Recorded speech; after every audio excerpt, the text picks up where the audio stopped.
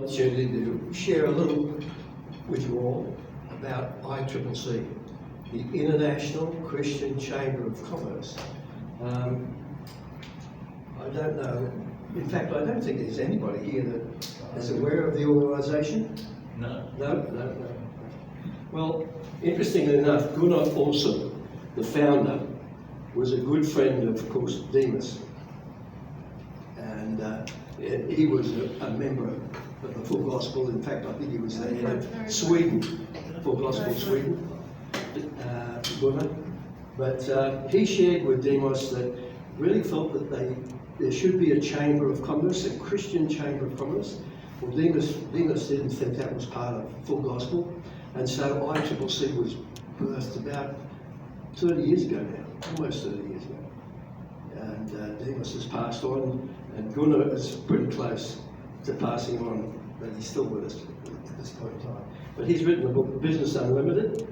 I also have a book called Build a Kingdom Business, empowered by the Holy Spirit, and ICCC uses this for the young professionals particularly. But one of the important things that I'd really like to share with you is the training materials that ICCC have.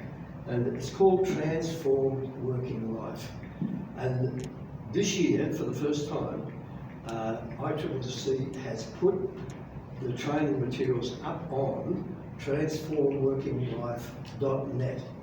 And anybody can go there and download those materials. So if you're looking for a 30-minute video on Transform Working Life, on training particularly young professionals up on how to run a kingdom business, then I would suggest that Transform Working Life is a great resource. And we put it up, the reason why we put it up on that website is that ICCC really believe that we need to get this material in front of churches, and that's why it's available free.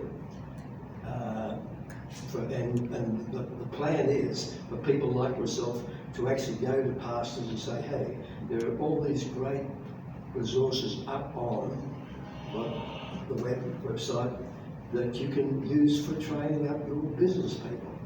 And we hope that's going to work anyway. Transform Working Life. So I think that's about it for me. But I have a few copies of this one. This is $15. This one's $10, and I've already sold one of mine. They're available. Okay, thank you. Thank you, Ron. Is that loud enough? Mm. Yeah, we've been involved with Full Gospel for many, many years. Good evening. Good evening. It's a great joy to be here, just share a life walking with Jesus. So I was brought up in a family, on a farm, one of 14 children, and we learned about God in the church and at school. So I learned the Bible at school for 7 years. I went to school for 7 years, 3 days a week. That's all my teaching. Then I went in and learned my apprenticeship. I worked on a farm. At 12 I was working on a farm by myself, running a whole farm, milking cows and feeding all the chickens and whatever you had to do on the farm. So it's a very exciting, young, grown up time. And I then got into actually just some of the thought things, my relationship with my father. He was my hero, and he never asked me anything I couldn't do. He just had so much faith in what he was doing, being a father to 14 children, and I worked a lot with him. During the war, the Germans stayed at our farm, and we had ammunition stored in part of our buildings, and some of the things that happened then was just amazing. But I didn't know much about war because I was only 5 years when it started, but I remember the day it started. And so I grew up with the Germans living on our farm. They were just other people that didn't speak another language, that's all I knew. But the airplane was shut down on the farm next to us, and the cow was killed by flying bullets. So that's how close we were to it. But we were not in the war, we were sort of, the Germans just had to go to Denmark to get to Norway, so they could get back into Germany that way. So it's very important they got through Denmark, and they had to just come in. They lived there for 4 years. So that's the story about that. But then we go on from there, and I thought of my story is amazing because I learned about God at a very young age. I learned the Bible as history. So I knew the history of God and what it's all about, you know, how God dealt with people and all the story about the Bible. So there was never a day that I ever doubted God. But there was no real teaching on being born again. That didn't happen until I got to about 39.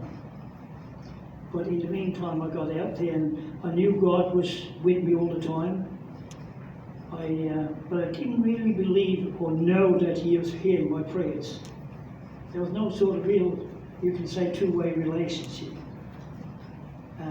So I knew about God, knew about Jesus, celebrated all the things. So that was an exciting year. But I loved playing soccer. And I watched a film once about a man in Denmark. I was a soccer player who played for Denmark. He became a Christian. And he then finished up marrying the daughter of a pastor in Denmark. And got to a little town, that's the story it goes on, there's a movie made. And he saw the boys were all in town, you know, carrying on a country farm, drinking and having parties and doing all the things. But he sort of come in and they wanted him to play soccer with them. Now he's a top player, so he said, on one condition, you come to church. So he changed the whole town for young people doing that. And it's just an amazing story. So it gave me something about, as a Christian, how He could use us in sport and whatever we do. So in I finished my apprenticeship at 54. I started when I was 14 years old. And then I finished with 18. I was a qualified tradesman. I went into the army for 18 months, compulsory army. I went to Germany and spent 6 months there.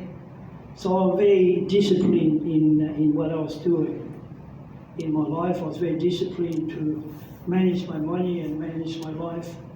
So I didn't get into anything real strife in my life. It was just a very disciplined life. But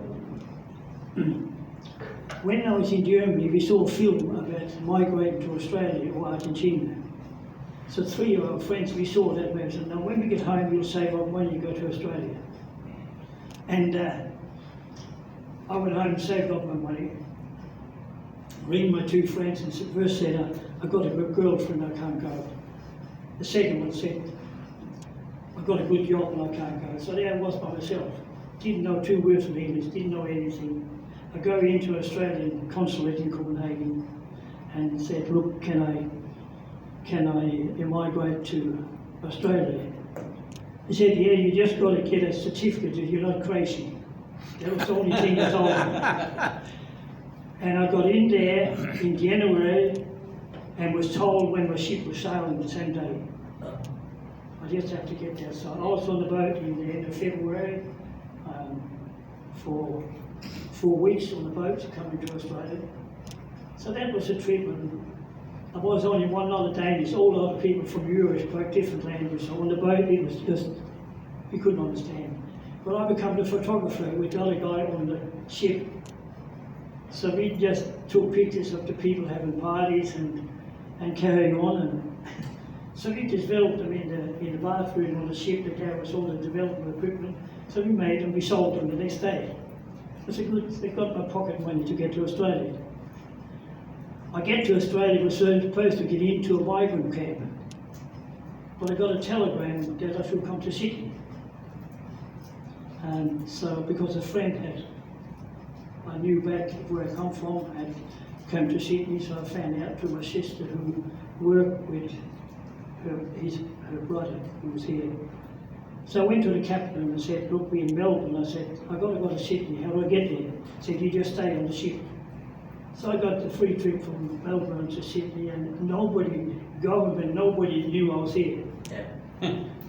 There was no place that I ever had to register anything. I just come in and start to work, and no records of me ever coming to Australia as far as I knew. But I was an honest person.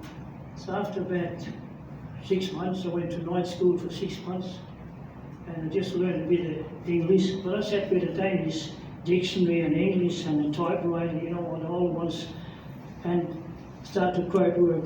And I made a business card, and within 6 months I had my own business. I was working, I'd never been out of work. And so I can say that this bit of life finished up. So just to go quick to the story, that I got married. I came here and I played soccer. In Sydney, we have the old stadium. I don't know if you remember there, the Roscottas Bay, there was an old stadium with tin sheds.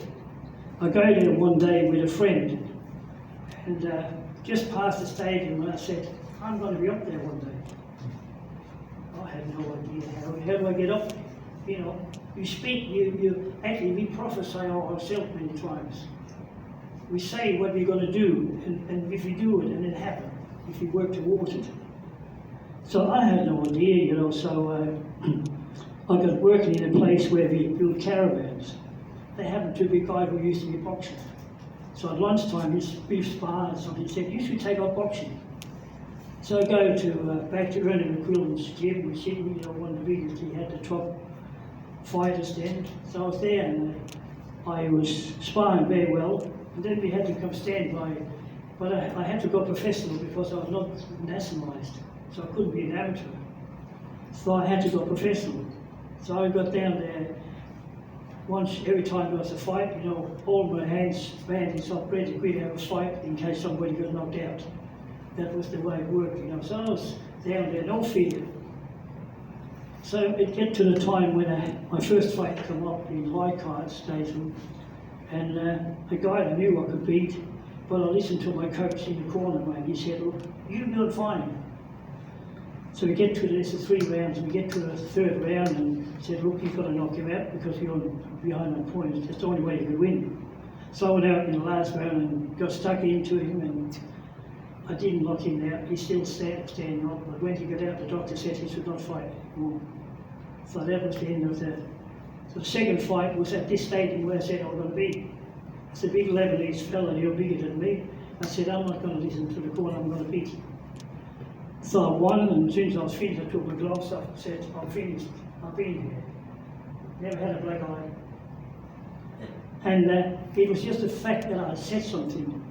Had no idea how God was going to make me get there.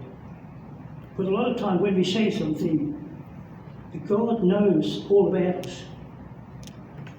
He knows everything about us, you know, and if we speak something, so as a builder, you know, we learned that I go out to, when I work for myself, I had to go out and talk to the client. Then I drew the plans myself. And I knew exactly what to do, so I had to sell that to the people. And I knew I could do it. And my work just came out to mouth, you know, that way, because I just did work like that. Just for extension, and I built churches, and I built schools, and was involved with Gold Ties in the building game for 11 years.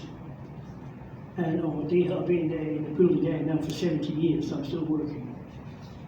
And it's just an amazing journey to know how, when we get to know God and understand that He knows everything about us. He has a plan for us, you know, and when we understand that He has a plan, His plan is far greater than our plans, the Bible says. And I can just go on and share, you know. But, so, I got married, in 1961. We went a trip to Denmark and spent some months there, and then we come back, and so we go on to working, and my business has gone very well, and it's amazing how God worked. We had so much, was blessed in many ways, but we worked very hard. We were not all charging people, it was just a small business. Okay, you'll have to turn it off.